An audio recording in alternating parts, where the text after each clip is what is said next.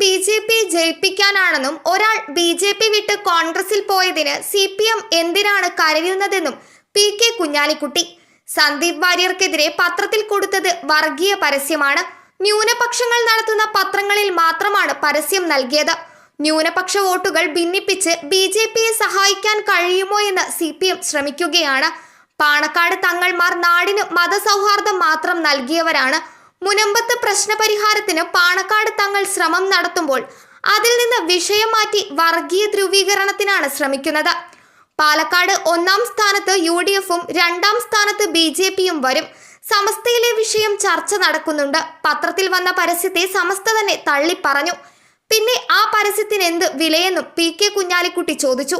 സാമുദായിക ധ്രുവീകരണത്തിന് നീക്കം നടക്കുമ്പോൾ എന്ത് വിമർശനമുണ്ടായാലും സാദിഖലി ശിഹാബ് തങ്ങൾ ശക്തമായി മുന്നോട്ടു പോകും. മുനമ്പം ഒത്തുതീർപ്പ് ചർച്ച